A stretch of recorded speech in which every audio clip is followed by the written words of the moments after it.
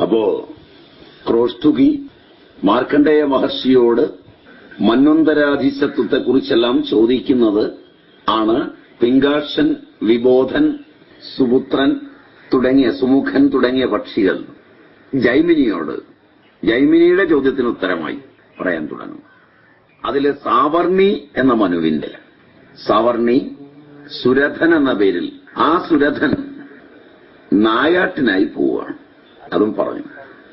അപ്പൊ അദ്ദേഹം നായാട്ടിന് പോയി. അരുതാത്തതാണ് നായാട്ട്, നിഷിദ്ധമാണ്. എങ്കിലും നായാട്ടിന് അയാൾ പോയി കഴിഞ്ഞാൽ രക്ഷയില്ല. അരുതാത്തതിനെല്ലാം ഒരു പ്രത്യേകത, അത് തുടങ്ങിക്കഴിഞ്ഞാൽ തിരിച്ചു പോരാൻ പറ്റില്ല. എല്ലാ ധർമ്മവും നിങ്ങൾക്ക് വഴിയിൽ ഉപേക്ഷിക്കാം, ഒരധർമ്മവും നിങ്ങൾക്ക് തുടങ്ങിയാൽ ഉപേക്ഷിക്കാനാവില്ല. ധർമാധർമ്മ കാര്യങ്ങളിൽ ഈ ഒരു വ്യതിയാനമുണ്ട്. ധർമ്മം അതുകൊണ്ട് വളരെ സൂക്ഷിച്ച് ചെയ്യണം എന്നല്ല, ധർമ്മം എല്ലായ്പ്പോഴും ചെയ്യാം. അധർമ്മത്തിൽ കാലുകുത്തുന്നത് വളരെ സൂക്ഷിച്ചു വേണം. ധർമ്മത്തിന് പരമ്പരകളില്ല, അധർമ്മത്തിന് പരമ്പരകളുണ്ട്. സത്യം ഒരു പ്രാവശ്യം പറയാവുന്നതാണ്, ആ സത്യം അതോടെ തീരുന്നതുമാണ്. അസത്യം ഒന്നു പറഞ്ഞു നിർത്താനാവില്ല. മനസ്സിലാവുമോ? ഒരസത്യം 10,000 അസത്യങ്ങളെ അകമ്പടിയായി കൊള്ളിക്കുന്നതാണ്. ഇങ്ങനെയൊക്കെയാണ് അവർ പറഞ്ഞിരിക്കുന്നത്. ശരിയാണെന്ന് നിങ്ങൾ സമ്മതിക്കുന്നുവെന്ന് തോന്നുന്നു. അസത്യം, അനൃതം, ഹിംസ, സ്തേയം, അന്യഥാകാമം, പൈശുനം, പരുഷം, അനൃതം, സംഭിന്നാലാപം, ഇതൊക്കെ പരമ്പരയാണ്, ഒന്നല്ല. അതുകൊണ്ട് തന്നെ അതിൽ നിന്നൊക്കെ മോചനം നേടാൻ വളരെ പ്രയാസവുമാണ്. മറിച്ച് സത്യം, ധർമ്മം, ദയ, ഇതെല്ലാം എപ്പോ വേണമെങ്കിൽ നിർത്താവുന്നതാണ്. ഇങ്ങനെ തമ്മിലൊരു വ്യത്യാസമുണ്ട്. അപ്പൊ സത്യത്തിനും അസത്യത്തിനും തമ്മിൽ, ധർമ്മവും അധർമ്മവും തമ്മിൽ, ഹിംസയും അഹിംസയും തമ്മിൽ ഈ ദൂരമാവുള്ളത്. ഇതറിഞ്ഞിരുന്നു പൂർവന്മാർ, ഇതിനെ അവഗണിക്കുന്നു ആധുനികന്മാർ. ഇതാണ് തമ്മിൽ വ്യത്യാസം പോകുന്നത്. ആധുനികരും പൗരാണികരും തമ്മിൽ ഈ ഒരു അന്തരമുണ്ട്. ആധുനികരായ ആളുകൾ ഇത് അവഗണിക്കുകയാണ്. ഒരു കള്ളം പറഞ്ഞു, അതിലെന്താ ഇത്ര വലിയ കുഴപ്പമിരിക്കുന്നത്? ഒരു കള്ളത്തിൽ നിർത്തുകയില്ല, അതിന് അകമ്പടിയായി അടുത്ത കള്ളം വരും. അത് സമർത്ഥിക്കാൻ അതിനേക്കാൾ അടുത്ത കള്ളം വരും. അവസാന അനൃത പരമ്പരയിലാണ് നമ്മൾ ഇന്ന് വീഴുക. അനൃതത്തിന് ഈ പ്രത്യേകതയില്ല. ശരിയാണോ? നല്ലൊരു ആലോചിച്ചിട്ട് തീരുമാനിച്ചാൽ മതി. തെറ്റാണെന്ന് തോന്നുന്നു. ശരിയാണ്. അപ്പോ ഇതുപോലെ തന്നെയാണ് നായാട്ട് മുതലായ ദൃശ്യങ്ങളും. ദൃശ്യം ഒരാൾക്ക് ആവിർഭവിച്ചാൽ അത് പ്രകൃതിയിൽ അതിന്റെ പ്രതിഫലനം ഉണ്ടാവും. ഒരാളായിട്ട് ഒതുങ്ങി നിൽക്കില്ല. ധർമ്മം ഒരാളിൽ മാത്രമായിട്ട് നിന്നേക്കാം, മറ്റുള്ളവർ അനുകരിക്കണം എന്നില്ല. അധർമ്മത്തിന് അനുകരണ വാസന വളരെ വേഗം കൂടുന്നതാണ്. വീട്ടിൽ ഒരാൾ ഒരു ചെറിയ തെറ്റ് ചെയ്താൽ അടുത്തതിൽ എല്ലാവരും വലിയ തെറ്റായി ചെയ്യുക. മറിച്ചൊരു ധർമ്മം ചെയ്താൽ അത് അവന്റെ കാര്യം മാത്രമാണ്, ഞാൻ അനുകരിക്കണമെന്നില്ല. ഇതും ഒരു പ്രത്യേകതയാണ്. ലോകത്ത് എവിടെയെങ്കിലും ഏതെങ്കിലും മൂലയിൽ എവിടെയെങ്കിലും ഒരു അധർമ്മം ഉണ്ടായാൽ അതിന്റെ പരമ്പര തന്നെ ലോകത്തെമ്പാടും ഉണ്ടാവും. മറിച്ച് ധർമ്മം എവിടെയെങ്കിലും ഉണ്ടെങ്കിൽ അത് ആവർത്തിക്കണമെന്നില്ല. ഇങ്ങനൊരു വ്യതിയാനവും ലോകത്ത് കാണപ്പെടുന്നുവെന്നാണ് അവർ പറയുന്നത്. ഉണ്ടെങ്കിൽ അവർ പറഞ്ഞത് സത്യമാണ്. അപ്പോ രാജാവായ സുരഥൻ നായാട്ടിനാ പോയെ. ഇതുവരെയുള്ള സ്വഭാവമൊക്കെ അവൻ മാറി. പോയ വഴിക്കൊരു പന്നിയെ കണ്ട് അമ്പയ്യായത്. അമ്പുകൊണ്ട പന്നി ഓടി. സാധാരണഗതിയിൽ അമ്പുകൊണ്ട മൃഗങ്ങള് കുറെ ദൂരം ഓടിപ്പോയേ വീഴുള്ളൂ. അത് ഓടിച്ചെന്ന് മാണ്ഡലികന്മാർക്ക് പതിച്ചു നൽകിയ ഒരു ഏരിയയുണ്ട്, അതിനുള്ളിലാണ് വീണേ. മാണ്ഡലികന്മാർ എന്ന് പറഞ്ഞാൽ അവിടുത്തെ ഒരു പ്രഭുക്കന്മാരാണ്, ഒരു കുറച്ച് കഴിവൊക്കെ ഉള്ളവരാണ്.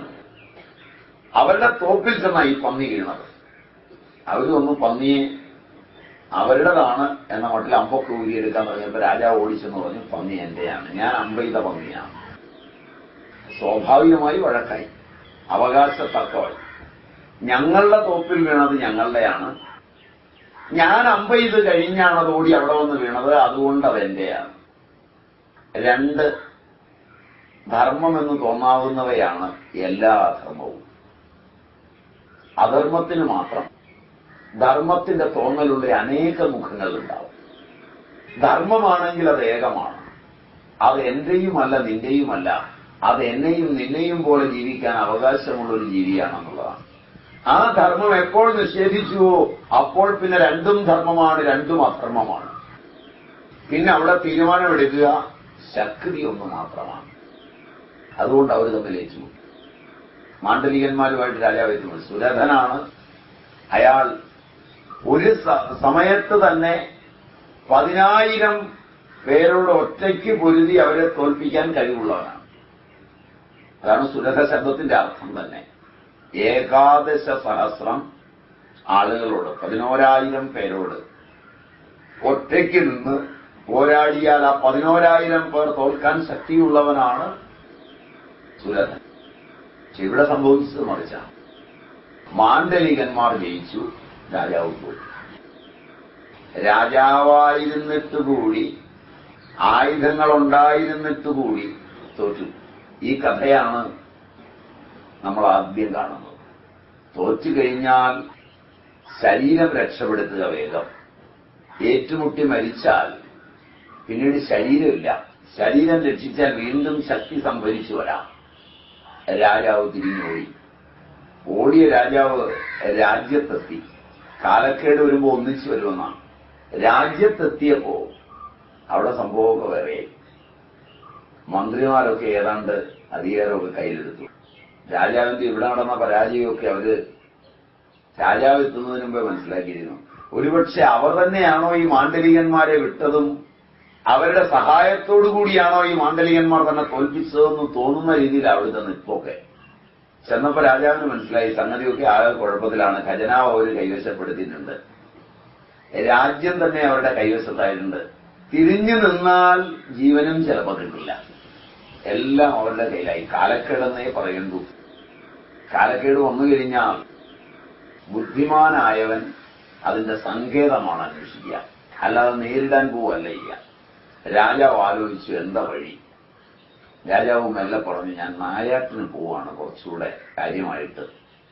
അവർക്ക് സൗകര്യമായി. കാരണം ഏറ്റുമുട്ടൽ ഒഴിവായി കിട്ടി. ഇനിയിപ്പോ നായാട്ടിനങ്ങ് പോകുന്ന വഴിക്ക് ഒറ്റയ്ക്കാണ്. കുറച്ച് ആയുധമൊക്കെ എടുത്തു ഒറ്റയ്ക്ക് നായാട്ടിന് പോവാണ്. രാജാവ് നായാട്ടിനെന്ന വ്യാജേന പോന്നെങ്കിലും നായാട്ടിനല്ല പോയത്. നായാട്ടിനാ പോകുന്നതെന്ന് അവരോട് പറഞ്ഞത് ഒരു തൽക്കാല ശാന്തിക്ക് പറഞ്ഞതാണ്. രാജാവ് നേരെ വനത്തിലേക്കാണ് പോയത്. ഏകാന്തമായ വനത്തിലേക്ക്. വനത്തിന്റെ ഉള്ളിലെത്തിയതിന് രാജാവ് അത്ഭുതപ്പെട്ടു.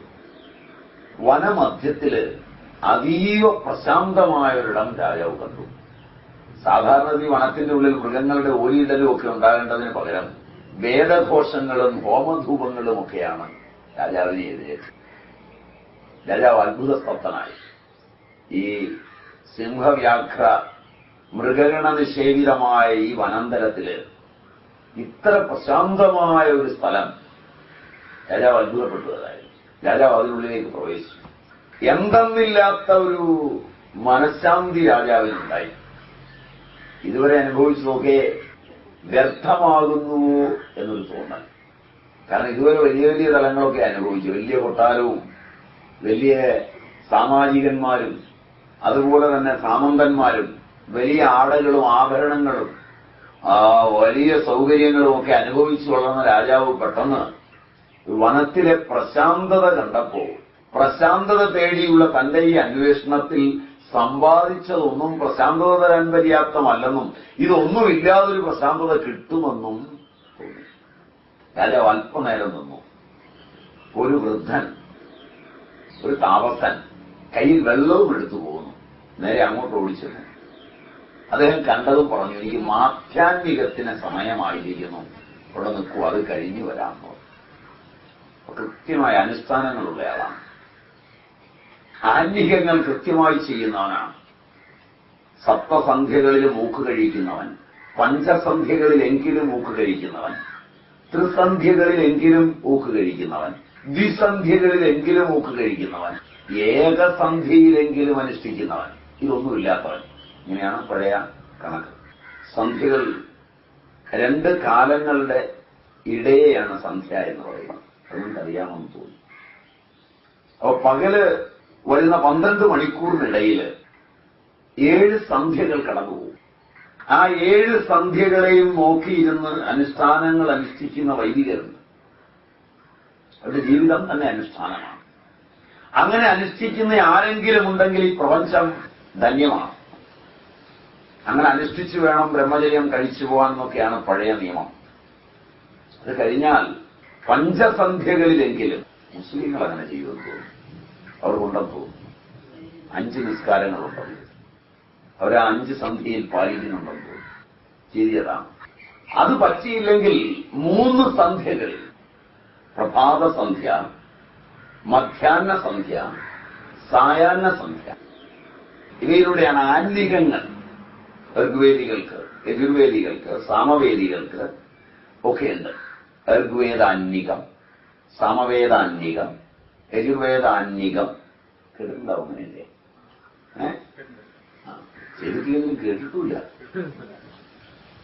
കേൾക്കുകയെങ്കിലും ചെയ്തിട്ടുണ്ട്. അടുത്ത ജന്മം കഷ്ടം തുടങ്ങിയിട്ടില്ല. അതുപോലില്ലെന്ന് വരുമ്പോഴാണ്. അപ്പോ ആ ആന്തികങ്ങൾ കൃത്യതയോടെ അനുഷ്ഠിച്ച് അതിന്റെ തലങ്ങളിൽ പോകുന്നവർ.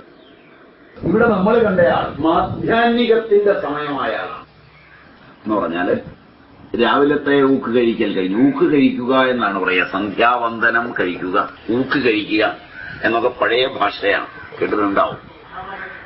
അങ്ങനെ കേട്ടിട്ടുണ്ടല്ലേ? അപ്പൊ അങ്ങനെയൊക്കെ ഉണ്ട്. അപ്പൊ രാവിലത്തെ ആ അനുഷ്ഠാനമൊക്കെ കഴിഞ്ഞു. ഉച്ചത്തെ അനുഷ്ഠാനത്തിന്റെ സമയമായി. അനുഷ്ഠാന സമയത്ത് മറ്റൊന്നിലും വ്യാപരിക്കില്ല. അത് കഴിഞ്ഞ് ജലപാനമൊക്കെ ഉണ്ടാവുള്ളൂ. അതുകൊണ്ടാ പറഞ്ഞ് ഇരിക്കൂ, അല്ലാതെ അതിഥി ആയതുകൊണ്ട് എന്റെ അനുഷ്ഠാനം കളഞ്ഞ് സ്വീകരിക്കുക, അത്ര കണ്ട് ത്യാഗിയാണ് ഞാൻ, അങ്ങനെയല്ല. എന്റെ ബോധം നിലനിൽക്കുന്നതിലൂടെയാണ് ഞാൻ അയാളെ കാണുന്നത്. ആത്മാ അനുഷ്ഠാനങ്ങൾ കഴിഞ്ഞിട്ട് മാത്രമേ ബാക്കി കാര്യങ്ങളൊക്കെ ചെയ്യാവൂ.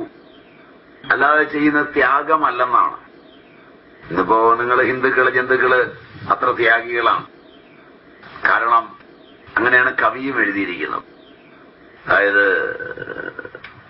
ജനങ്ങളൊക്കെ താഴെ കിടക്കുമ്പോ താനൊറ്റയ്ക്ക് ബ്രഹ്മപുതി പദം കൊതിക്കും തപോനിധിക്ക് എന്തൊരു ചരിതാർത്ഥ്യം. അത്ര ത്യാഗികളായിരുന്നു ഹിന്ദുക്കള്. സ്വാമിമാരൊക്കെ അങ്ങനെയാണ്. എന്താ സ്വാമി രാവിലെ അനുഷ്ഠാനമൊന്നുമില്ലാത്ത? ജനങ്ങളൊക്കെ വളരെ കഷ്ടപ്പെടുമ്പോൾ അനുഷ്ഠാനമൊക്കെ ഞാൻ ത്യജിച്ചു, എന്നിട്ട് സോഷ്യൽ വർക്കിന് ഇറങ്ങിയിരിക്കുക. അതൊരു കേമമായിട്ടാണ് ഞങ്ങളൊക്കെ കരുതുന്നത്. കൊള്ളിയില്ലായ്മയാണെന്നാണ് പ്രാചീനർ പറയുന്നത്. ആത്മനിഷ്ഠയില്ലാത്തവന്റെ എല്ലാ കർമ്മങ്ങളും ശുദ്ധ കൊള്ളിക്കരുതായിരിക്കുക. ഇതാണ് പ്രാചീനന്റെ കണക്ക്. യാതൊരുവൻ പ്രശാന്തവാഹിയായ മനസ്സോടുകൂടിയവനായോ അവന്റെ സങ്കല്പം പോലും നന്മയെ സൃഷ്ടിക്കും. മനസ്സിലാകുന്നുണ്ടോ? കാരണം ഇത് രണ്ടും രണ്ടാണ് സംഗതി. ആത്മനിഷ്ഠയിൽ നിന്ന് പ്രശാന്തവാഹിയായ ഒരു മനസ്സ്, ഏതിലും ഇളകാത്ത, കാറ്റേറ്റിളകാത്ത ദീപം പോലെ, കല്ലോലമില്ലാത്ത ആഴി പോലെ, പ്രശാന്തത നേടിയവന്റെ ചെറു ചലനങ്ങൾ പോലും ലോകനന്മയ്ക്കാണ്. അതില്ലാത്തവൻ രാപകല് ലോകനന്മയിലാക്കിയാണെന്ന് പറഞ്ഞ് പെരുമാറിയാലും അതിന്റെ ഫലം ദോഷമായിരിക്കും. ആത്മനിഷ്ഠനായ ഒരുവന്റെ കടക്കണ്ണിന്റെ ചലനം മതിയാകും ഈ പ്രപഞ്ചത്തിലെ അധർമ്മം മാറ്റാൻ. അതുകൊണ്ട് പുറമേ കാണുന്ന പ്രവർത്തനത്തിലല്ല, ആന്തരികമായ സാധനയിലാണ് ധർമ്മം ഇരിക്കുന്നതെന്നാണ് വൈദികർ പറയുന്നത്. അതാണ് ശരി. കാരണം പ്രശാന്തതയില്ലാത്തവന്റെ മനസ്സ് കർമ്മങ്ങളിൽ ഏർപ്പെടുമ്പോൾ അതിൽ വന്നു ചേരുന്ന അധർമ്മങ്ങളാണ് ധർമ്മത്തെക്കാൾ കൂടുതൽ. കാരണം കാണിച്ചു കൂട്ടുന്നതൊക്കെ പബ്ലിസിറ്റിക്കാണ്. അപ്പൊ അതിന് പോകുമ്പോ പിന്നെ അതിർത്തികളൊന്നുമില്ല. മറ്റവൻ ചെയ്യുമ്പോഴെല്ലാം അവന്റെ മനസ്സിളകാതിരിക്കാനുള്ള ചെയ്താ ചെയ്യുന്നത്. അതുകൊണ്ടത് അല്പമേ ഉള്ളൂവെങ്കിലും സ്വൽപമപ്യസ്യ ധർമ്മസ്യ ത്രായതേ മഹതോ ഭയാത്. വലിയ ഭയത്തിൽ നിന്ന് പോലും ത്രാണനം ചെയ്യാൻ പോകുന്നതാണ് ആ അല്പം. മറ്റൊക്കെ ഒരുപാട് കാണും, ഭയം ഉണ്ടാക്കുന്നതാവും. ഒരു വലിയ ചടങ്ങ് നടത്തുമ്പോ ഒരുപാട് ജീവികളെ ഉപദ്രവിച്ചേ പറ്റുള്ളൂ. ഭാഗവതം 3-ാം സ്കന്ധം 29-ാം അധ്യായം 21 മുതൽ 29 വരെ ശ്ലോകങ്ങളിൽ ഇത് പറയും. ദേവാഹൂതിയോട് കപിലൻ, ക്രിയകളോട് കൂടിയവളായ അല്ലയോ ദേവാഹൂതി അനഘേ, നിന്റെ ഈ ക്രിയാകലാപങ്ങളെല്ലാം ഭൂതഗ്രാമത്തെ അപമാനിക്കുന്നതാണ്. അത് നിന്റെ യാതൊരു പൂജയും ഞാൻ സ്വീകരിക്കില്ല. നിന്റെ ഈ അർച്ചനകളൊക്കെ വേഷം കെട്ടാണ്. കുരുതേർച്ച വിഡംബനം.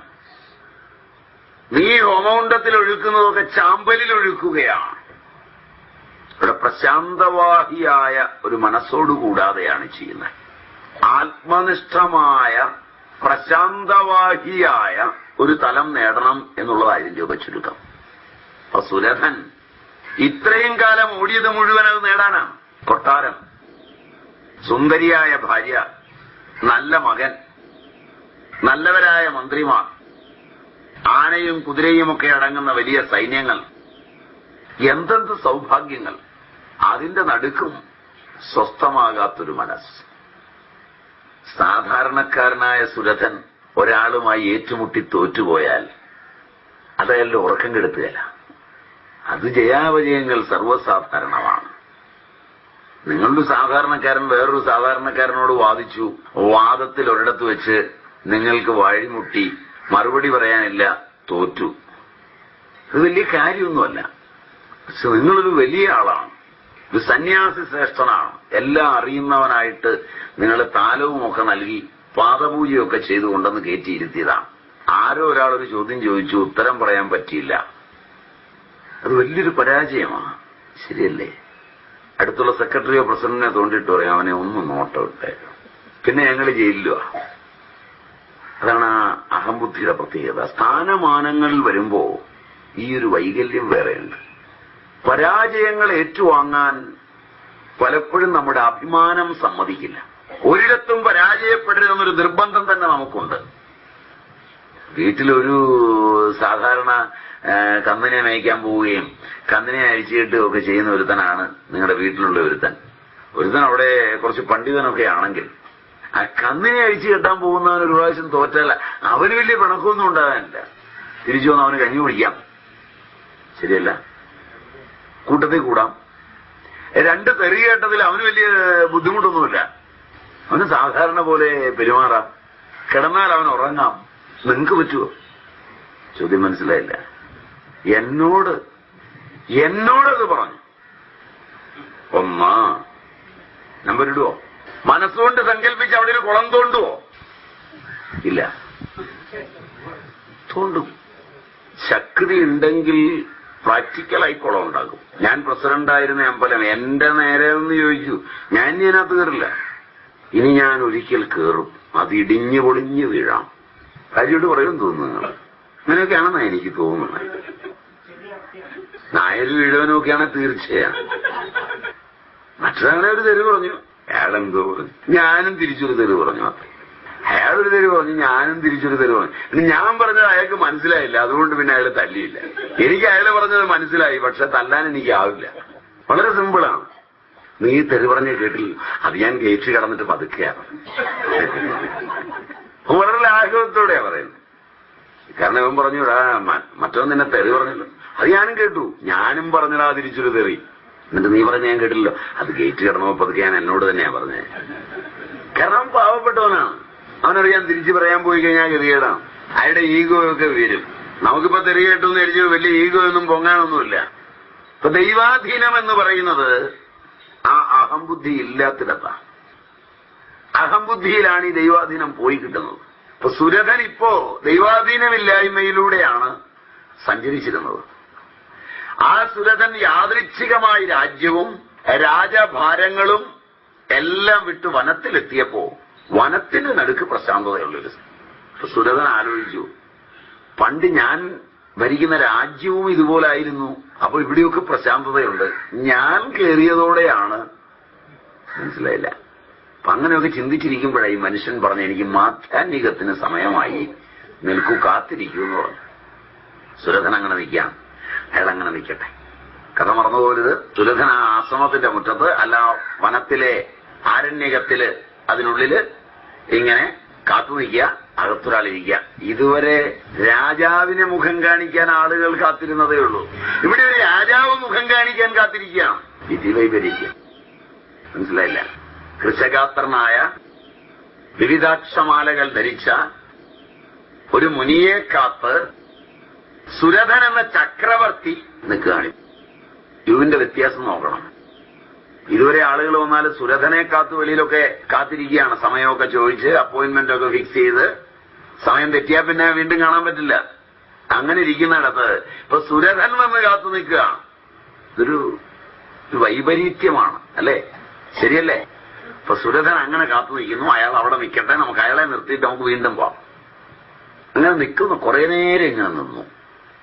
അങ്ങനെ നിൽക്കുമ്പോ ആ വനത്തിന്റെ അങ്ങേയറ്റത്ത് ചെടികൾ അനങ്ങുന്നതായി കണ്ടു. സുരഥൻ എന്ന ചക്രവർത്തി അങ്ങോട്ട് നോക്കി. ഒരാള് നടന്നു വരും. നല്ലൊരു മനുഷ്യൻ നടന്നു വരും. അയാളുടെ നടപ്പ് കണ്ടപ്പോ ഈ സാൽമ്യം വന്ന ശീലങ്ങളുണ്ട്, അതൊന്നും പോവില്ല. ചക്രവർത്തി ഇവിടെ നിന്ന് നോക്കിയതോ അകലെന്ന് അയാളുടെ നടപ്പും രീതിയോ കണ്ടവും മനസ്സിലായി. നല്ലൊരു കച്ചവടക്കാരനാണ് മനസ്സിലായി. ഈ കച്ചവടക്കാരനെല്ലാം തൂക്കി നോക്കിയേ വരുള്ളൂ. അവനോട് എന്ത് ചോദിച്ചാലും അത് ഇത്ര കിലോ ഇത്ര ഗ്രാം ഉണ്ടെന്ന് പറയും. ഭാര്യയും പിള്ളേരുടെയും കാര്യം ചോദിച്ചാലും അവൻ കിലോയിലും ഗ്രാമിലും പറയുള്ളൂ. കാരണം അല്ലാത്തൊരു ഭാഷ അവന് മനസ്സിലാവില്ല. അവന്റെ ബോഡി എങ്ങനെയാണ് അതുവരെ ശ്രദ്ധിച്ചിട്ടില്ല. അപ്പൊ ചക്രവർത്തിക്ക് അവനെ കണ്ടപ്പോഴേ മനസ്സിലായി അവൻ കച്ചവടക്കാരനാണ്. അതിന്റെ ആ ഒരു രീതി അവന്റെ പെരുമാറ്റത്തിലുണ്ടാവും. എന്തെടുത്താലും അങ്ങനെയാണ്. ഒന്ന് പൊക്കി നോക്കും എത്രയുണ്ടെന്ന്. 4 കിലോ കാണുമല്ലേ? അതവൻ തൂക്കിയാൽ കറക്റ്റായിരിക്കും. അതുകൊണ്ടാണ് അവൻ രക്ഷപ്പെടുന്നതും നമ്മൾ രക്ഷപ്പെടാതിരിക്കുന്നതും. ഈ കച്ചവടക്കാരന് ഒരുപാട് കാലത്തെ ഏകാഗ്രത ഉണ്ടാവും. കച്ചവടം ചെയ്തിട്ടുണ്ടോ? ഇല്ല. നിങ്ങൾ ചെയ്താൽ മിക്കവാറും പൊടിയും. കച്ചവടം അറിയാവുന്നവൻ വേണം കച്ചവടം ചെയ്യാൻ. ഈ തൊടുപുഴയ്ക്കടുത്ത് ഒരു സ്ഥലമുണ്ട്, മുട്ടം എന്ന് പറഞ്ഞ്. അവിടെ ഒരു വല്യമ്മ ഇങ്ങനെ കച്ചവടം ചെയ്തിരുന്നു. വല്യമ്മ കച്ചവടം ചെയ്യും തോറും ഓരോ ഒറ്റ എഴുതിയിരിക്കും. പിന്നീട് വീണ്ടും കച്ചവടം തന്നെയാണ്. കച്ചവടത്തിൽ നിന്ന് വല്യമ്മ രക്ഷപ്പെടത്തുമില്ല. കച്ചവടം ചെയ്ത് വല്യമ്മ കയറുകയില്ല. കാരണന്മാരുണ്ടാക്കിയതൊക്കെ ഇങ്ങനെ ഓരോ 5 സെന്റ് വിൽക്കും. അടുത്ത ദിവസം സാധനം എല്ലാം എടുത്തുകൊണ്ട് വെക്കും, നാട്ടുകാർക്ക് കൊടുക്കും. അധികം കച്ചവടം വാങ്ങാൻ ആളുകൾ അവിടെ എത്തുകയില്ല. സാധനമൊക്കെ മേടിച്ചു വെച്ച് കേടായി പോകും. ഇങ്ങനെ വല്യമ്മ മടുത്തു. എന്തോ ഈ മാടന്റെ ഉപദ്രവോ എന്തൊക്കെയുണ്ടെന്ന് പറഞ്ഞൊരു ജ്യോതിഷിയെ കൊണ്ടുവന്ന് അയാളും കുറെ കാശ് കൊണ്ടുപോയി. ഇങ്ങനെയായി. ഒടുവിലെ വല്യമ്മ ഒരാളെ പോയി കണ്ടൊരു ഇതായിട്ടുള്ള ആളെ കണ്ടു. അയാളെ വിളിച്ചു കൊണ്ടുപോയി ഒരു ഭിക്ഷയൊക്കെ കൊടുത്തിട്ട് പറഞ്ഞു, ഇങ്ങനെ ഞാൻ നോക്കിയിട്ട് ഒരു രക്ഷയില്ല. അയാള് പറഞ്ഞു ഞാനൊന്ന് കടയിൽ വന്ന് നോക്കട്ടെന്നോ. കടയിൽ നോക്കിയപ്പോൾ മനസ്സിലായി വല്യമ്മ കച്ചവടം ചെയ്താൽ മുതലാവില്ല എന്ന് മനസ്സിലായി. അപ്പൊ വല്യമ്മ വിളിച്ചിട്ട് പറഞ്ഞു, ഇന്ന് മുതൽ നിങ്ങൾ സാധനം തൂക്കി കൊടുക്കണ്ട, നിങ്ങൾ മാനേരായിട്ടിരുന്നാൽ മതി, മോള് തൂക്കി കൊടുത്താൽ മതി എന്നോ. ഒരു 10-40 വയസ്സുള്ളൊരു മകളുണ്ട്. അവളും കടയെ സഹായിക്കാൻ പറ്റുന്നതാണ്. അവൾ എടുത്തു കൊടുത്താൽ മതി എന്നോ. എന്നിട്ട് അവൾക്കൊരു ചെറിയ മന്ത്രവും പറഞ്ഞു കൊടുത്തു, ഈ കച്ചവടത്തിന് എളുപ്പമുള്ള. ഒരു മാസം കൊണ്ട് സാമാന്യം നല്ല സ്ഥിതിയിലെത്തി. അപ്പൊ വല്യമ്മയ്ക്ക് അറിയേണ്ടത് ഈ മന്ത്രം എന്തായിരുന്നു എന്നുള്ളതാണ്. അപ്പൊ അത് വളരെ ചെറിയ മന്ത്രമാണ്. കച്ചവടത്തിനൊരു മന്ത്രമുണ്ട്, അതറിയില്ലേ? വല്യമ്മ ഈ തട്ടിന് ഇടത്തും വലത്തും 2 തട്ടുണ്ട്, അറിയാം. ഒരു തട്ടിനകത്ത് കട്ടി വെക്കും, കണ്ടിട്ടുണ്ടാവും. മനസ്സിലായില്ല? ഒരു തട്ടിനകത്ത് കട്ടി വെക്കും, മറ്റേ തട്ടിലാണ് ഇടുന്നത്. വല്യമ്മ ഒരു 4 കിലോ അരി ആദ്യം ഒരു ഇതിനകത്ത് തൂക്കി വെച്ചിട്ട് 2 കിലോ ചോദിച്ചവന് 2 കിലോയുടെ കട്ടി വെക്കും. എന്നിട്ട് ഇതിന്ന് അരി ഇങ്ങോട്ട് വാരി എടുക്കും. മനസ്സിലായില്ല? 2 കിലോ 200 ഗ്രാം കൊടുത്തുവിടുകയും ചെയ്യും. ത്രാസൊക്കെ നേരവേ തൂങ്ങി കിടക്കുന്നത്. പക്ഷെ ഇത് ആദ്യം വെച്ചത് വാങ്ങാൻ ചെന്നവന്റെയാണ് അവന്റെ വിചാരം. അത് 100 ഗ്രാം ആയാലും 200 ഗ്രാം ആയാലും ഏത് തൂക്കത്തിലും ആദ്യം വെച്ചിടത്തോളം സാധനം എന്റെയാണ്. അതിൽ നിന്ന് പിന്നെ എടുക്കുന്ന ഓരോന്നും എനിക്ക് നഷ്ടമാണെന്നാണ് കസ്റ്റമറുടെ മനസ്സ്. ശരിയല്ല? മത്തിയും കൊണ്ടുവരുന്നവൻ ആ മത്തി തൂക്കുന്നതിനിടയിൽ ഒരു മത്തി താഴെ പോയാൽ നിങ്ങൾ ആ മത്തി എടുത്ത് നിങ്ങളുടെ ചട്ടിയിലിടും. കാരണം അത് നിങ്ങളുടെയാണ്. ഞാൻ ഈ പ്രദേശത്തൂടെ നടന്നപ്പോ കണ്ടതാ. അതിൽ പെട്ടവരൊക്കെ ഇവിടെ ഇരിപ്പുണ്ട്. എന്നിട്ടാ ഒരുമാതിരി. കാരണം ആദ്യം അതെടുത്ത് നമ്മുടെ ചട്ടിക്കകത്തോട്ട് ഇടും. എന്താ കാരണം? ആ താഴെ പോയത് ആദ്യം നമ്മുടെയാണെന്നാണ്. ശരിയാണ്? ഇതറിയാവുന്ന ചില കച്ചവടക്കാരുണ്ട്. അവൻ ആദ്യം ഒരു കാര്യം ചെയ്യും, 1.5 കിലോയെ വെക്കുള്ളൂ. മനസ്സിലായില്ല? എന്നിട്ട് അവൻ തവി കൊണ്ട് കോരി കോരി അങ്ങിടും. നല്ല സ്പീഡിലാണ് ഇടുന്നത്. കോരി കോരി ഇടുമ്പം ഇതിങ്ങോട്ട് തൂങ്ങി വരുന്ന വരവിന് അവനെടുത്തങ്ങ് ഇടും. അവന് നിത്യപരിചയമായത്. ഒരു 100 ഗ്രാം കുറയും, എന്നാലും അവന്റെ കടയിൽ നിന്നേ വാങ്ങുള്ളൂ. മനസ്സിലായില്ല? ശ്രദ്ധിച്ചിട്ടില്ല? ഇതാ മോളുടെ മന്ത്രം എന്ന് പറഞ്ഞ പോലെ ഈ കച്ചവടക്കാർക്ക് അവരുടെ ഒരു മനസ്സുണ്ട്. ഈ സാധനങ്ങളൊക്കെ തൂക്കി തൂക്കി അവര് തന്നെ തൂങ്ങി നിൽക്കുന്ന ഒരു തൂക്കമുണ്ട്. മനസ്സിലായോന്നറിയില്ല. അങ്ങനെ അയാൾ വരുന്നത്. അപ്പൊ കണ്ടപ്പോഴേ രാജാവ് മനസ്സിലാക്കി ഇവൻ വൈശ്യനാണ്.